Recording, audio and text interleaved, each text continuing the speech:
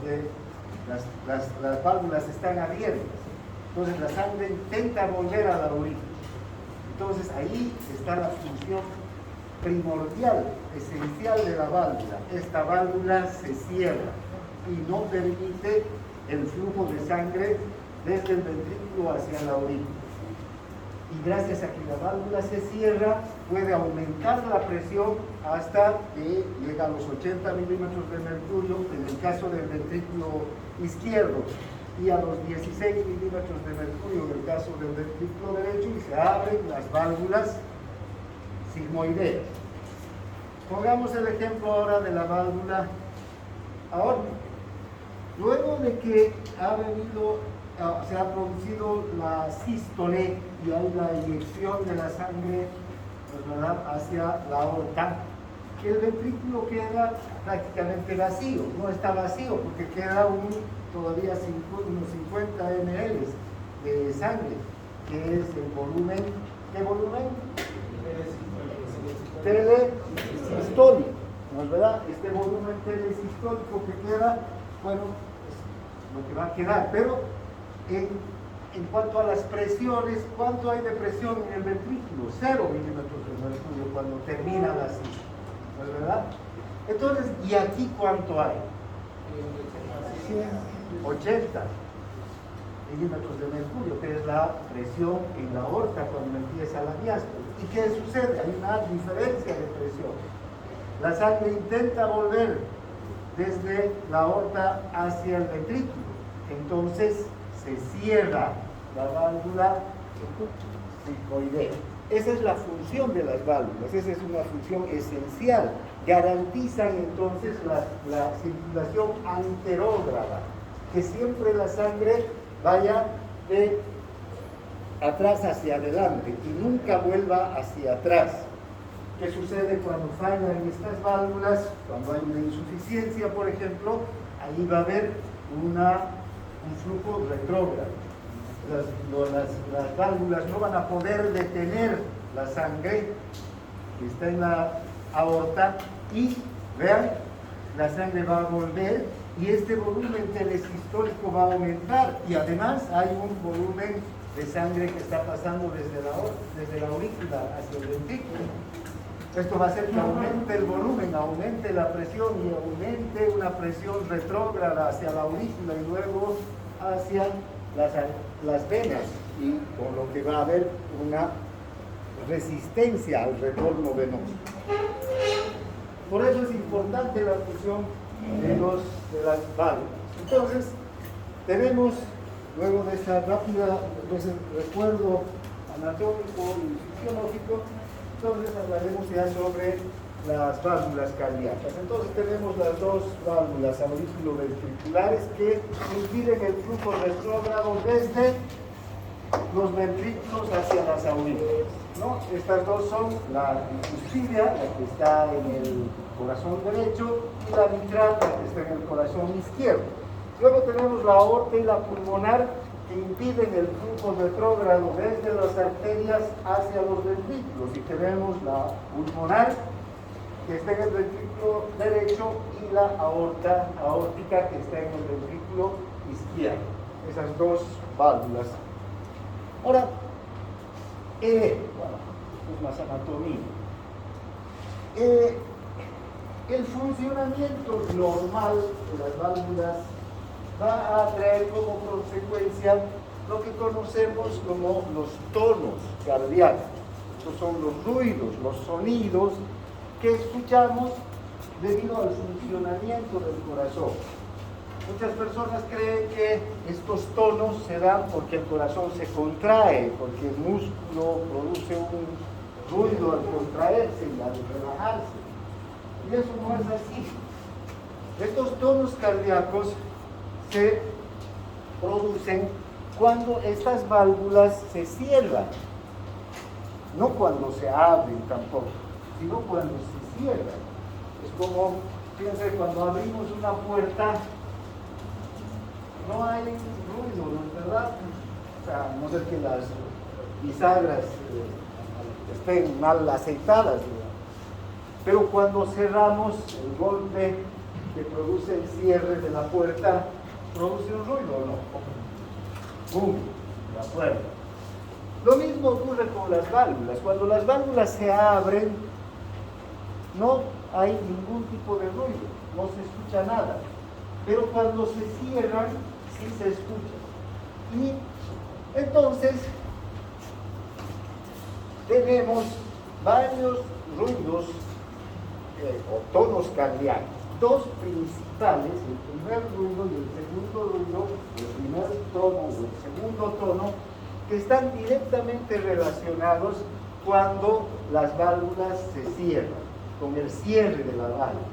El tercero y el cuarto tono ya no están relacionados con el cierre de la válvula. Sin embargo, este tercer y cuarto tono son poco audibles, prácticamente no los llegamos a escuchar. No se lo escucha bien con el fonendoscopio, peor todavía pegando el oído a la superficie del tórax. Pero los dos primeros ruidos, el primer y el segundo ruido cardíaco, el primer tono y el segundo tono, sí los podemos escuchar, ¿verdad?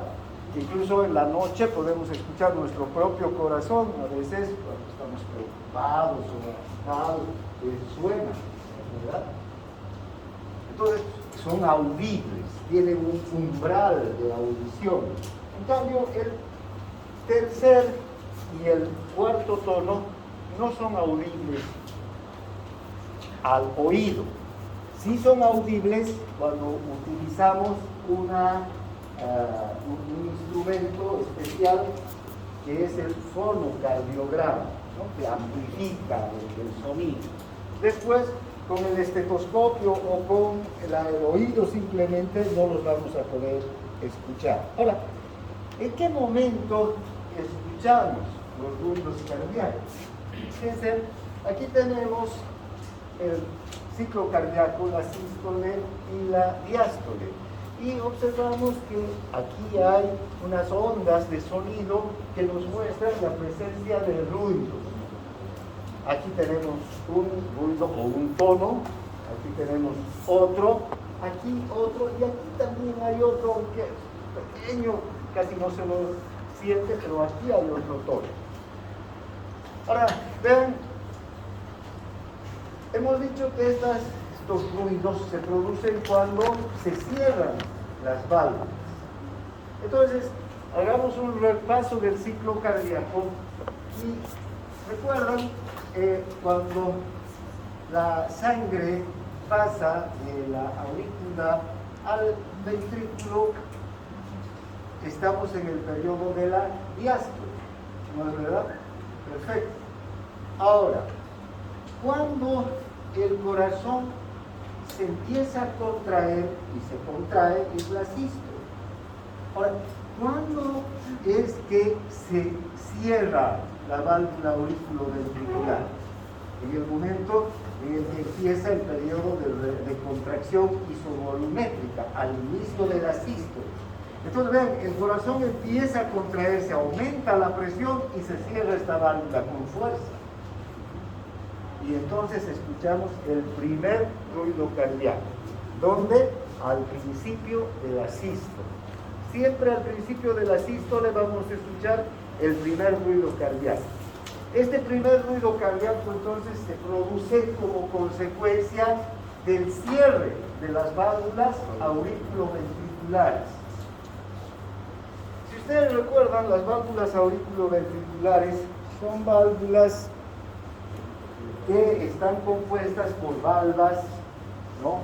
Estas valvas están sujetas a un anillo fibroso y además las valvas están sujetas por los músculos papilares o cuerdas tendinosas, ¿no? Entonces esto hace que cuando estas válvulas se cierran, el ruido que se produce sea un ruido de tono grave, ¿sí? El ruido de tono grave. Además sea un ruido ligeramente largo, ¿no? Entre 0,14 segundos dura este ruido. Es grave. y además es vibrante, porque las cuerdas tendinosas sujetan a las valvas, ayudan, las cuerdas tendinosas están insertadas en la pared del ventrículo y ayudan a que la válvula no se protruya, porque con la presión que hay, fíjense, la válvula podría salir hacia la aurícula, entonces las cuerdas sujetan a las valvas de las válvulas, ¿no? Entonces vean, aquí todo esta mecánica del cierre de la válvula hace que haya un sonido vibrante entonces. ¿Cómo se escucha este sonido? Para mí es mucho más onomatopeico este sonido, como un tum, ¿no? Largo, vibrante y grave, ¿sí? El primer ruido, por el cierre de las válvulas auriculoventriculares. El segundo ruido se va a producir cuando la sangre, ¿verdad?, está en la aorta o en la pulmonar, de las dos arterias, termina la sístole, y cuando termina la sístole y termina el periodo de relajación isovolumétrica, ¿cuánto de presión hay en el ventrículo? 0 milímetros de mercurio. Y aquí 80. Esta gradiente de presión intenta entonces volver la sangre. ¿Y qué hace? La válvula se cierra. Y al cerrarse produce un ruido. Este segundo ruido se produce entonces cuando se cierra la válvula sigmoidea, tanto la aórtica como la pulmonar. Vean, este cierre se va a dar al inicio de la diástole, justo cuando está empezando la diástole, cuando ha terminado la sístole y está empezando la diástole, ¿no? Entonces, el primer ruido, más largo, vibrante, grave, se produce al inicio de la sístole, y el segundo ruido al finalizar la sístole y al empezar la diástole. Ahora, este ruido tiene sus propias características, es diferente del primer ruido. Hemos dicho el primer suena como un tum, ¿no?, por las características anatómicas de las válvulas.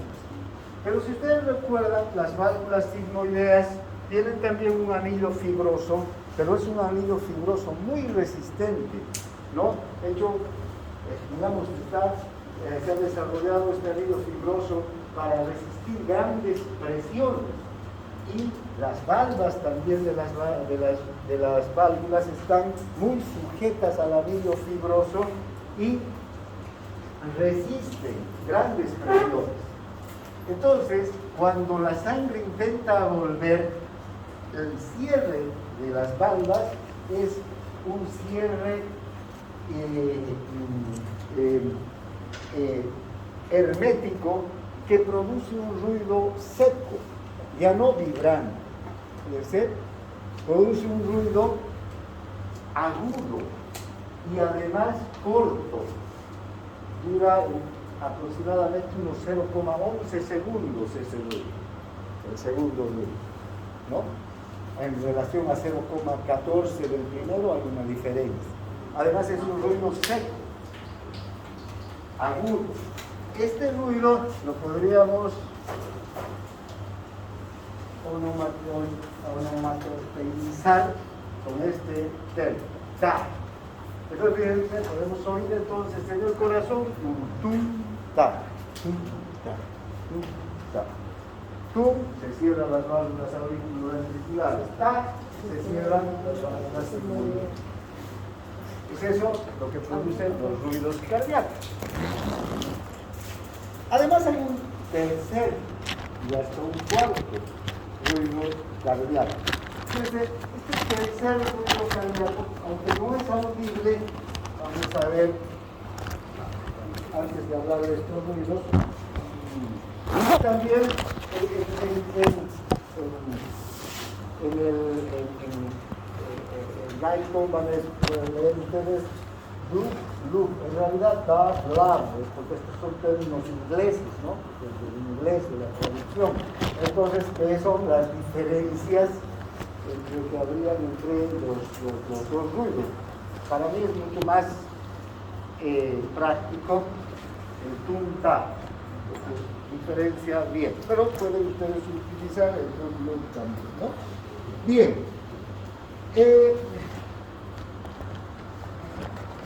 Esperen un segundito, vamos a ver aquí.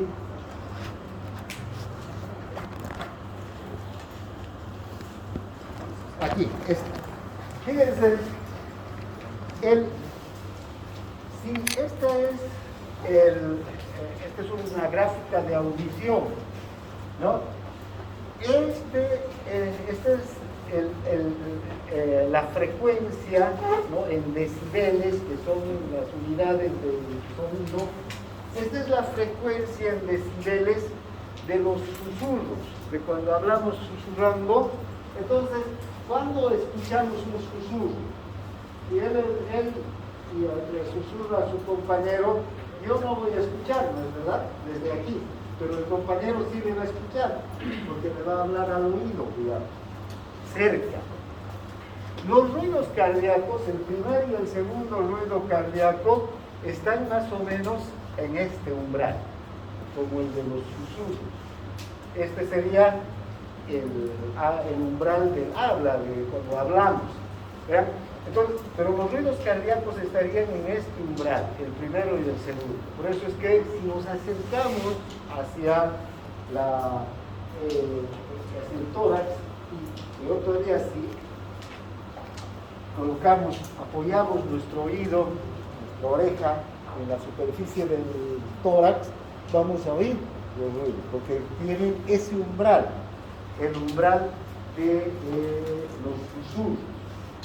Ahora, el segundo, el tercero y el cuarto ruido ya no tienen un umbral ni siquiera como el de los susurros, de los murmuros, ¿no?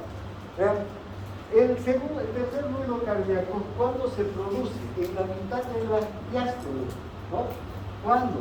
Cuando la sangre está, fíjense, en el segundo tercio de la diástole. En el primer tercio pasa la sangre y llega el 80% del ventrículo. En el segundo tercio, ¿qué es lo que ocurre? Pasa muy poca cantidad de sangre. Esta sangre fluye por las paredes de los ventrículos, ¿no? Y choca contra la sangre que ya está en el ventrículo. Es eso lo que se escucha. Y el cuarto ruido se escucha al finalizar la diástole. Ustedes ven también en el gráfico anterior, aquí, fíjense, este ya sería al finalizar la diástole, en el tercer tercio de la diástole. ¿Y qué ocurre en el tercer tercio de la diástole? ¿Qué evento ocurre? Importante. Se contrae recién la aurícula, ¿no es verdad? Porque la aurícula no se va a contraer hasta el tercer tercio.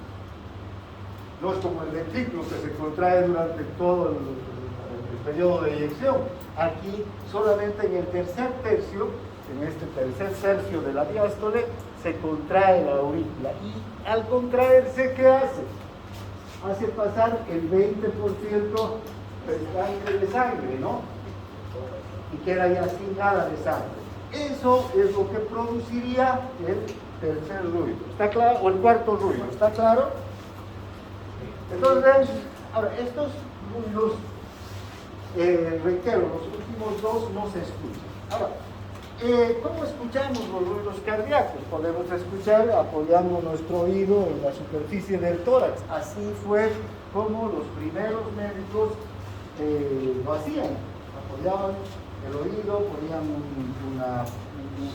una sabanilla en el torso del paciente y escuchaban, porque ya se empezó a comprender la importancia de los ruidos cardíacos y su relación con la dinámica cardíaca. Hasta que Laennec, un médico francés, fue el primero en que observó que podía amplificar el ruido utilizando un tubo, ¿no? Como una cañería, digamos, ¿no? Un tubo de madera, hizo hacer un tubo de madera, y al colocar en un orificio del tubo en el tórax del paciente, sobre la superficie del corazón, del área cardíaca, y el otro orificio, el otro extremo en el oído, podía conducir mejor el sonido. Y entonces el sonido era más líquido, ¿no? Entonces el primer estetoscopio entonces fue como una caña hueca, por decirlo, ¿no? Como un tubo, como una cañería.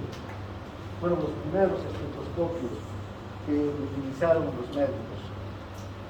Desde luego, desde ahí ya se empezaron a perfeccionar, ya con dos auriculares, ¿no? Porque antes era un solo auricular. ¿Conocen? No sé si conocen o han visto, tal vez ya lo vean como una curiosidad también, el estetoscopio de Pinar, que es un estetoscopio para oír el latido fetal. También es uno que tiene ese principio, solamente se oye con un oído, no con los dos. Estos nuestros fonendoscopios modernos ya tienen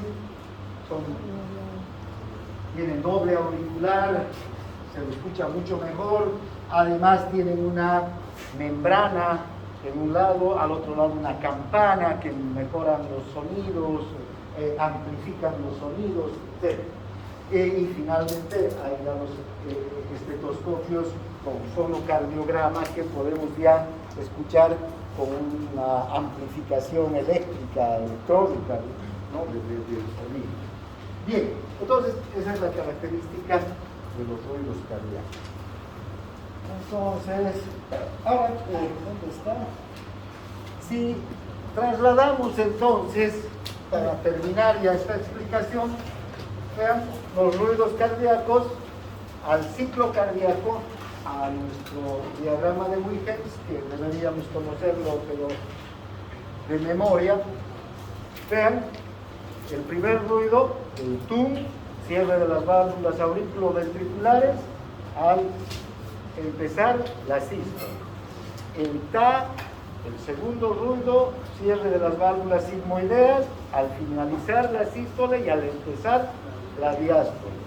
El tercer ruido, al empezar el segundo tercio de la diástole, cuando la sangre empieza ya a chorrear y a chocar contra la sangre que ya está, porque ya hay sangre, el 80% de la sangre ya está en el ventrículo.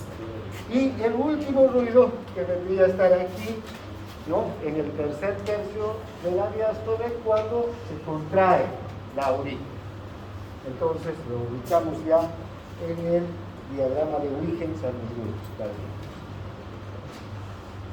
Ahora, sí. ¿Cómo se escucharíamos? ¿Cómo sonarían los otros ruidos? Como simplemente tienen un ruido como un flujo de un líquido, nada más.